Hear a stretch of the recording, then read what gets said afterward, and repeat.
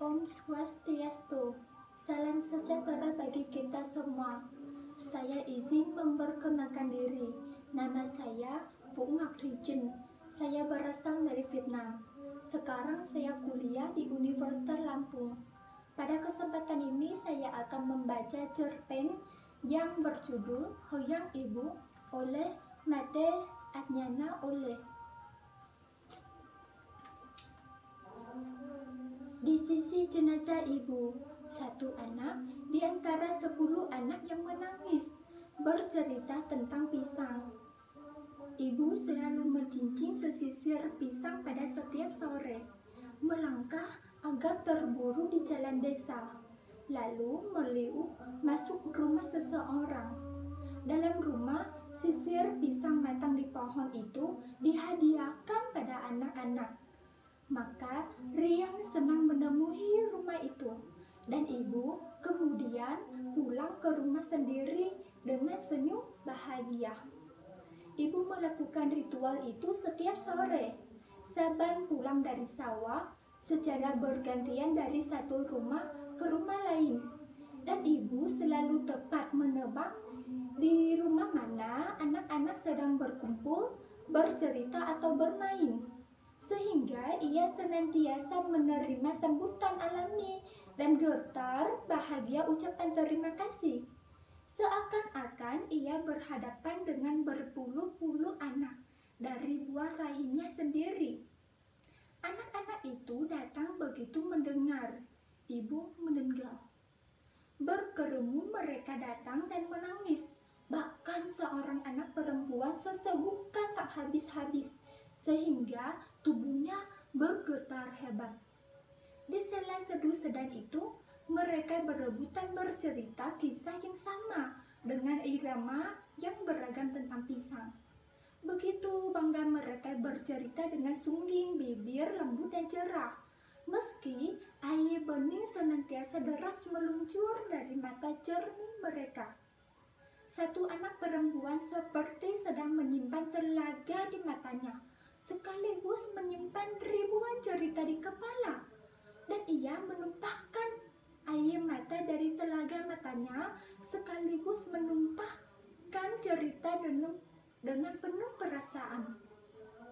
Ia berkisah tentang bagaimana ibu mendirikan pagar dari berbagai jenis pohon pisang di tepi-tepi sawah, terutama di pinggir petak kecil di sisi jurang, agar tanah tak tergerus saat hujan. Tak ada yang bisa paham bagaimana derek pisang itu ditanam dan dirawat, sehingga setiap hari selalu ada sesisir pisang yang matang di pohon, dan ibu akan memotongnya setiap sore. Hadiah sederhana bagi anak-anak desa. Untuk urusan pekik pisang, ibu paling lihai. Ia pegang pandu runcing seperti film-film perang itu, lalu menusukkannya ke bagian batang pisang agak ke atas. Ditusuk berkali-kali, tusuk, tusuk, tusuk. Pekik si anak, sembari tetap menangis dengan air mata meleleh pada ranum pipi, pilu sekaligus lucu. Anak-anak lain tertawa sekilas, lalu menangis lagi.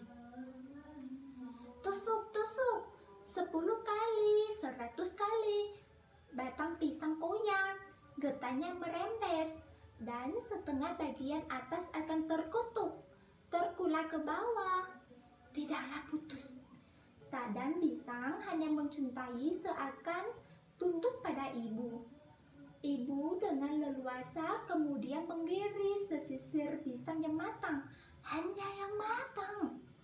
Lalu sisanya dibiarkan begitu saja, tetap mencintai ke bawah untuk diiris besok atau 2 hari lagi, ketika satu sisi lagi matang dengan warna kuning tua menggoda.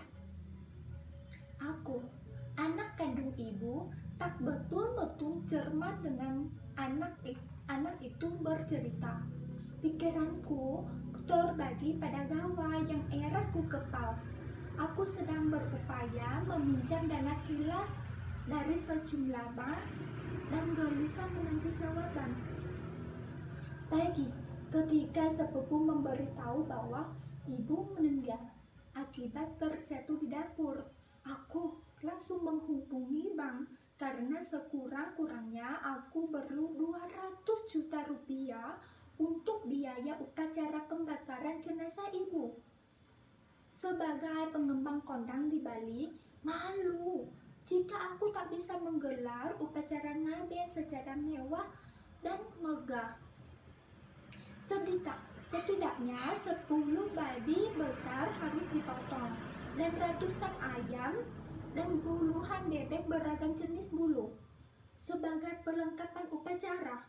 Belum lagi untuk aneka menu jamuan tamu-tamu penting kolegaku dari kota.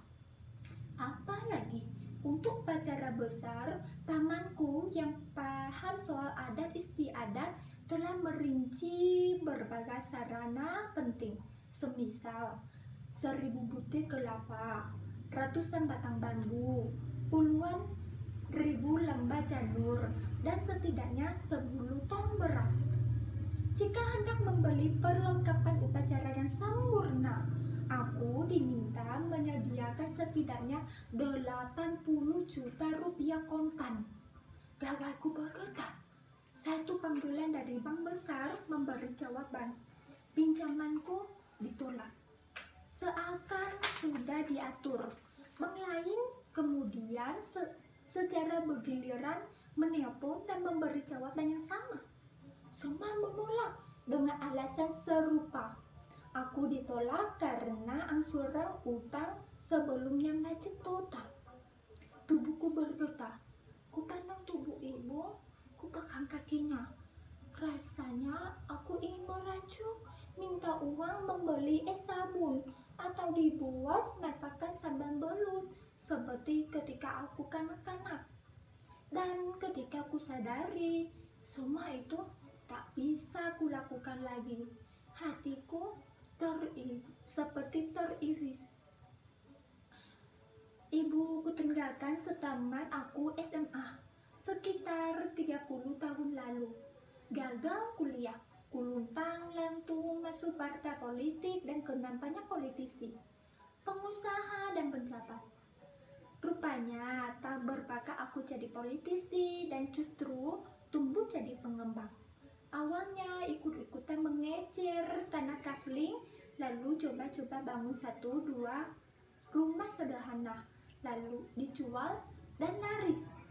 Dengan berbagai koneksi, mudah kemudian ku dapat pinjaman bank. Jadilah aku pengembang sejati. Sawah-sawah petani ku sulap jadi perumahan niaga. Petani senang, kekayaanku jadi raya. Berkali ku jemput ibu, ku siapkan satu villa dan ku minta ia tinggal diam saja menikmati pemandangan alam. Namun ibu selalu menolak. Ibu ingin merawat sawah peninggalan leluhurmu dan akan kugarap sampai tak ada tenaga dan jiwa lagi, kata ibu selalu. Ibu tak bisa dirayu, dan aku terlalu sibuk untuk bisa sering-sering pulang sekadar mengetahui kehidupannya. Hingga tiba pada satu masa terjadi situasi yang tak mudah dipahami oleh pengusaha tamatan SMA macam aku. Orang-orang kaya tiba-tiba takut dan gentar belanja besar. Daya beli mereka nol.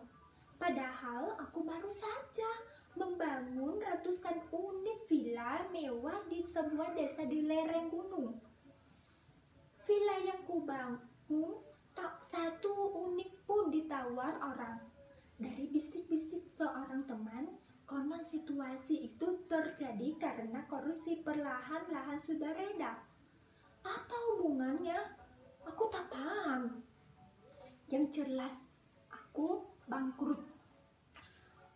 Kreditku macet, bank mengucilkan aku, dan sialnya, hampir seluruh aset milik aku telah kupinjamkan demi mendapat dana besar untuk membebaskan ratusan hektar lahan milik petani di lereng gunung.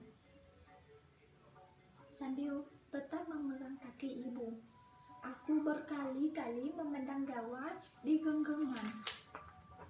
Jangan-jangan ada pengurus bank berubah pikiran. Tapi gawatku beku, tak ada getar, tak ada dering. Aku sungguh gelisah. Dua laki-laki masuk halaman rumah menggotong babi besar.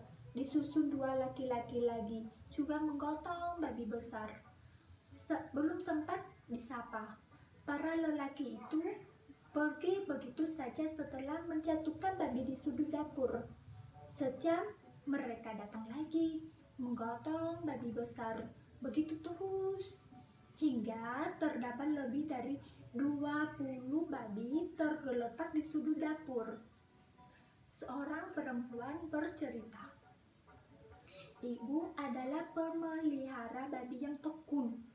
Entah apa resepnya, ibu tak pernah gagal. Pernah terjadi kiamat babi, semua babi mati, kecuali babi ibu. Dalam setahun masa pembesaran, ibu selalu sukses membesarkan lebih banyak babi dari ibu-ibu lain. Begitulah, pada musim ayu untuk upacara adat, banyak warga tak punya babi hingga sulit menggelar upacara. Maka, ibu selalu dengan sukacita meminjamkan babinya. Si pinjam bukannya tak mau bayar di kemudian hari, tapi segala jenis uang ditolak ibu. Kembalikan nanti saja, kata ibu. Mungkin karena itulah warga desa tetap setia memelihara babi, terutama warga yang berutang babi pada ibu. Jaga-jaga, siapa tahu ibu tiba-tiba punya upacara, sehingga utang babi bisa dilunasi dengan lekas. Dan kini seakan jadi hari penentuan bayar utang. Ramai-ramai mereka mengembalikan babi karena mereka pun tak sudi jika jenazah ibu diupacarai dengan cara sekadanya. Aku, anak kandung satu-satunya milik ibu, termangu mendengar cerita dan menyaksikan peristiwa demi peristiwa di halaman rumah. Di sisi lain, aku masih gelisah, menggepal gawat, mencoba menghubungi kawan baik, seorang rentenir. Laki-laki menggotong babi pergi, tapi menggalir kemudian ibu-ibu muda diikuti para suami. Penampilan mereka lebih rapi dari rata-rata suami lain di desa itu. Ibu-ibu muda menjunjung keranjang sisi berisi sayur mayur. Si suami di belakang menggotong sekarung beras di pundak dengan nafas terengah. Seorang kakek bercerita, pasangan-pasangan suami istri muda itu adalah guru kontrak yang dengan bayaran seadanya mengajar anak-anak desa di sekolah desa. Jika panen tiba, mereka tak ikut panen. Untuk makan, mereka beli beras di pasar. Gaji mereka pun habis untuk beli beras. Maka, setiap panen, ibu kemudian menyisihkan berasnya untuk para guru desa agar gaji mereka tetap aman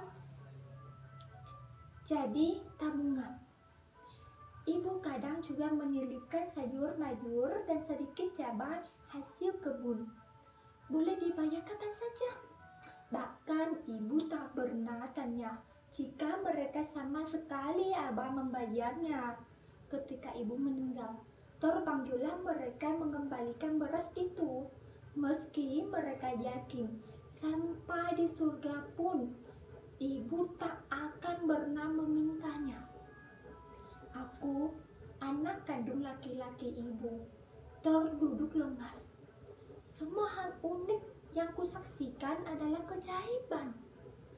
Halaman rumah ibu berarti juga halaman rumah masa kecilku. Perlahan makin hiruk pikuk oleh hilir mudik orang. Entah dapat dari mana, mereka berbondong membawa janur, kelapa, bambu, dan berbagai jenis rempah. Lalu rumah ibu seakan penuh cahaya saat anak-anak berbaris seperti pawai hari Kartini dengan berpakaian adat, mencincing berbagai jenis pisang untuk bahan upacara. Wawaku bergetar, pesan masuk, dan betapa jengah aku, bahkan rentenir yang pernah kubantu membangun rumah pun tak bisa membantuku. Dasar rentenir busuk. Made, makanlah dulu. Sejak pagi, Made belum makan. Ayo, makanlah, kata seorang warga desa. Namanya tak kuingat, tapi wajahnya ku kenal. Dia teman sebangkuku di SD. Aku kemudian digiring ke sebuah bala bambu beratap daun kelapa yang tampaknya baru saja dibangun. Di rumah ibu, di rumah masa kecilku, aku disuguhi berbagai jenis makanan yang tak kupahami dengan benar siapa tukang masaknya dan dari mana mereka mendapat bahan-bahan masakan. Selama upacara ngaben ini, Made cukup menyambut tamu pelayat, terutama tamu-tamu penting, teman Made dari kota. Biarkanlah kami mengurus upacara ibu sampai tuntas. Hidup ibu adalah hidup kami. Sampai kami pastikan jiwa ibu tenang berstana di nirwana. Sampai ibu menjadi Dewi Hoyang, menjadi Hoyang ibu, kata teman sebangkuku di SD yang namanya tak kuingat itu dengan suara berat. Aku memandang teman itu sekilas sebelum menjemput nasi lalu kukunya dengan perasaan hampa. Setelah jiwa atma ibu berstana di nirwana, hanya Made kemudian yang berhak memujanya, memuja Hoyang ibu dengan cara apapun. Karena kami sudah cukup bahagia bersama ibu selama ibu hidup. Lanjutnya, aku tersedak. Warga desa seakan menghukumku dengan membiarkan aku merasa bodoh dan miskin, tak mengerjakan apa-apa, tak membiayai apa-apa. Ibu membiayai sendiri upacara kematiannya, dan aku harus menerima kesempatan memujanya. Setelah ibu benar-benar tiada.